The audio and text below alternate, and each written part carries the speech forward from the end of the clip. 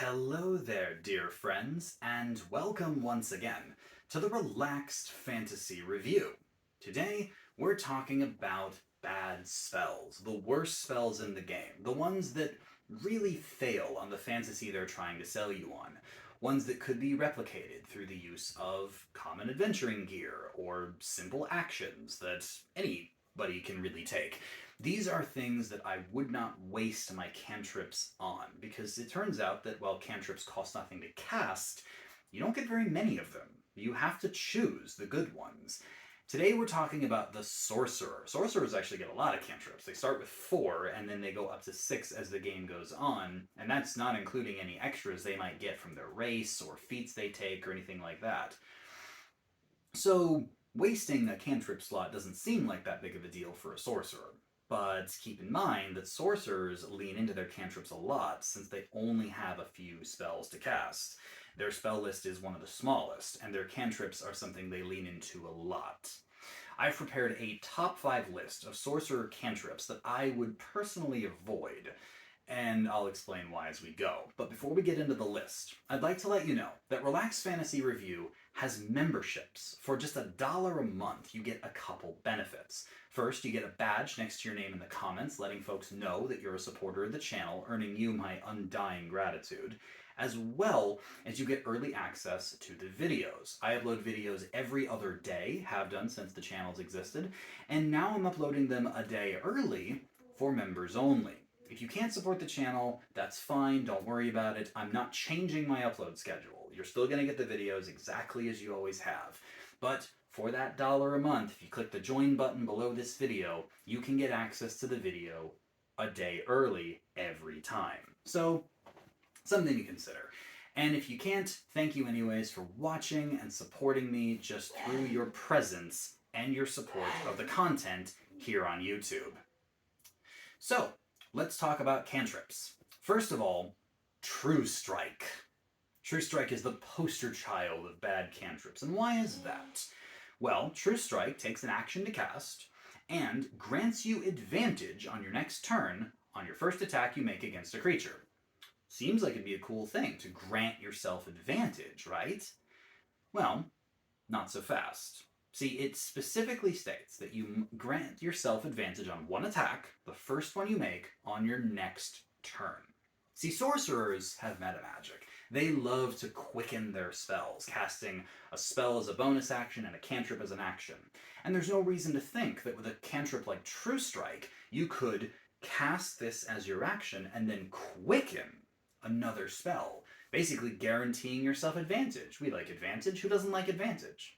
But it doesn't work that way. No, it grants you advantage on your attack on the next turn. It specifies on your next turn, meaning that even if you bonus action something else, it's not gonna give you advantage on it. So instead, you've spent your action to grant yourself advantage on your next turn, when in reality you could have just attacked twice. Use your action to cast a spell, like an attacking cantrip, and then on your next turn, attack again. Attacking twice is better than attacking once with advantage. Not to mention that if you miss, you've wasted the advantage. So, bad luck. It's just not a good cantrip, and I really find it hard to see the use case for it. Another spell that could be used as a combat cantrip, Blade Ward.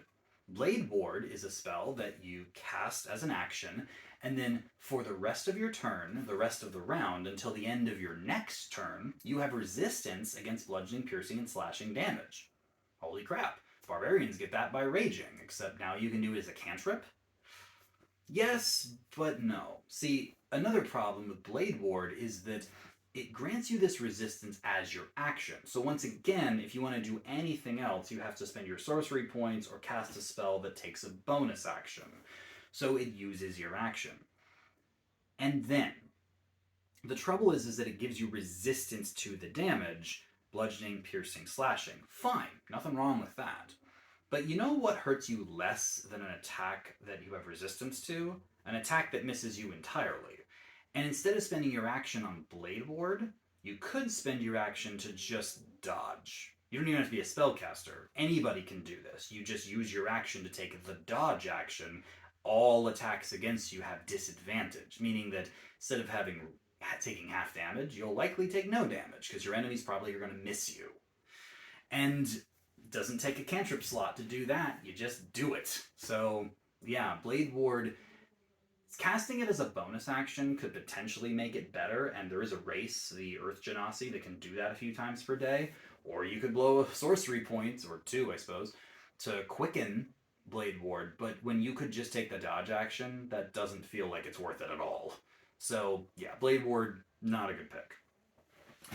Then, we have Message. This is a very, very interesting spell because it seems to promise you free telepathy, where you just point at a creature. It even says they can be behind an obstacle or through a wall if it's not too thick, and you're familiar that they're over there. You can talk to them, and they hear it in their minds. Except they don't. See, that's not what Message does. What it actually does is you point at a creature and you whisper. It does specify that only the other creature can hear you, but it's not telepathy. You're not speaking from your mind to their mind. You're whispering. So your lips could be read in theory. People can see that you're talking. And then the message goes to the other creature and they hear it. It actually says that magical silence stops this from working. So it isn't telepathy. It is audibly being heard in their ear. This means that this spell, which feels like telepathy, is really like the telephone game. It's like having a walkie-talkie that's turned way down. But it still can be heard. It still can be traced to you. And it won't be heard by anyone else. The spell specifies that, but they'll see you talking. You know, you do have to move your mouth and actually say the thing that you want to say. Is this okay if you're sneaking up somewhere and you can quietly cast message to give information to your allies nearby? Sure. But it lets down so hard when you really read what the spell can do. So yeah, I say message, don't go there. If you want to use telepathy, use telepathy. There's a feat for that, there's leveled spells for that. I wouldn't bother with message. Finally, in Xanathar's Guide to Everything, we were given elemental control spells: earth, air, fire, water. And some of them were really cool. Some of them were not. And the two that I'm talking about here are Control Flames and Mold Earth. These are spells that I really don't recommend. Control Flames says that you designate a non-magical flame, so this doesn't work with a magic fire, and you can do a couple things to it. You can snuff it out, up to a 5-foot cube of it at a time, or you can change its color, how it lights up, how it's shaped. You can make crude shapes in the flame, or you can make it grow, assuming that there is something for it to grow into, like wood or fuel, which is kind of interesting because fire does that without you having to cast a spell at it, so I'm not really sure what that accomplishes. In reality, Control Flames feels like it doesn't accomplish much at all. There are other cantrips that let you control images in flame, like, produce flame, thaumaturgy. These are things that let you control fire. You don't need Control Flames to do that. And yes, you can put flame out, but you can also put small flames out with things like Prestidigitation.